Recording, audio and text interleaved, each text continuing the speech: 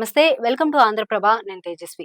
సత్తెనపల్లిలో కన్నా వర్సెస్ అంబటి మధ్య tough fight నడుస్తోంది. అయితే అంబటిపై తీవ్ర ఆరోపణలు ఉన్నాయి. 5 ఏళ్లలో ఆయన నియోజకవర్గాన్ని పట్టించుకున్నదే లేదు అనే అభిప్రాయాలు ప్రజల్లో ఉందట. అందుకే ఆయన ఎక్కడికి వెళ్లినా ప్రజల నుండి వ్యతిరేకత వ్యక్తమవుతుందట. మరోవైపు కన్నా ప్రచారంలో దూసుకుపోతున్నారు. ఏపీలో హాటెస్ట్ నియోజకవర్గాల్లో సత్తెనపల్లి ఒకటి. ఎంతో మంది యోధానుయోధులు ఈ నియోజకవర్గం నుండి ప్రాతినిధ్యం వహించారు. గాంధేయవాది వావిలాల గోపాలకృష్ణయ్య, ఆమంచి నరసింహరావు వంటి వారు ఈ నియోజకవర్గానికి చెందినవారే. మాజీ సీఎం భవనం వెంకట్రావుకు ఈ నియోజకవర్గంతో అనుబంధం ఉంది. 2014లో నవ్యాంధ్రప్రదేశ్ శాసనసభ తొలి స్పీకర్గా స్థానిక ఎమ్మెల్యే కోడెల శివప్రసాదరావు ఎంపికయ్యారు. ఎమ్మెల్యేగా గెలిచిన అంబటి రాంబాబు మంత్రి అయ్యారు. ప్రస్తుతం మరోసారి వైసీపీ అభ్యర్థిగా పోటీ చేస్తున్నారు. కూటమి అభ్యర్థిగా మాజీ మంత్రి కన్నా లక్ష్మీనారాయణ బరిలో దిగారు.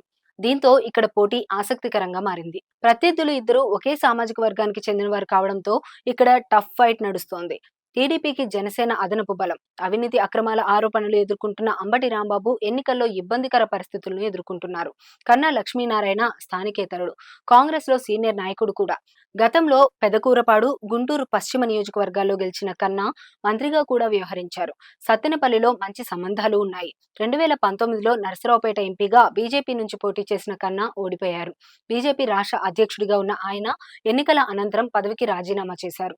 టీడీపీలో చేరారు. దీంతో ఆయనకు సత్తెనపల్లి ఇన్ఛార్జ్ బాధ్యతలు అప్పగించారు చంద్రబాబు. అప్పటి నుంచి పార్టీ బలోపేతానికి కృషి చేస్తూ వచ్చారు.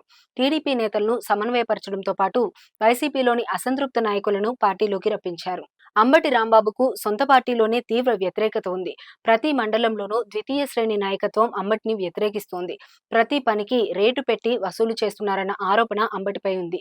చివరకు సీఎం సహాయ నిధిలో చేతివాటం ప్రదర్శించారన్న ఆరోపణలు ఉన్నాయి. సంక్రాంతి సంబరాల పేరిట డబ్బులు వసూలు చేశారని ఆయనపై కేసు కూడా నమోదైంది. ముఖ్యంగా సత్తెనపల్లిలో వసూళ్ల పర్వం నచ్చక ఆర్యవైశ్యులు వైసీపీకి దూరమయ్యారన్న ప్రచారం ఉంది. ఇవన్నీ ప్రతికూలంగా మారనున్నాయి. అంబటిపై అభివృద్ధి కంటే వివాదాస్పద ముద్ర అధికంగా ఉంది. ముఖ్యంగా పవన్ కళ్యాణ్ పై అనుచిత వ్యాఖ్యలు చేయడంతో పవర్ స్టార్ అభిమానులతో పాటు కాపు సామాజిక వర్గం ఆగ్రహంగా ఉంది. మంత్రిగా మంచి అవకాశం దక్కిన సత్తెనపల్లి నియోజకవర్గ అభివృద్ధిపై అంబటి పెద్దగా దృష్టి సారించలేదన్న విమర్శ ఉంది. కేవలం ఆర్భాటాల కోసమే మంత్రి పదవిని ఉపయోగించుకుంటున్నారని, నియోజకవర్గంలో ప్రధాన సమస్యలను గాలికి వదిలేశారు అన్న అపవాదు అంబటిపై ఉంది. అయితే జగన్ సంక్షేమ పథకాలే తనను గెలిపిస్తాయని అంబటి నమ్మకంగా ఉన్నారు. కన్నా లక్ష్మీనారాయణ స్థానికేతరుడు కావడం, కోడెల శివప్రసాద్ కుటుంబం సహాయ నిరాకరణ చేయడంతో విజయం తనదేనని అంబటి రాంబాబు ధీమాతో ఉన్నారు. కానీ క్షేత్రస్థాయిలో మాత్రం ఆయనకు డేంజర్ బెల్స్ మోగుతున్నాయి.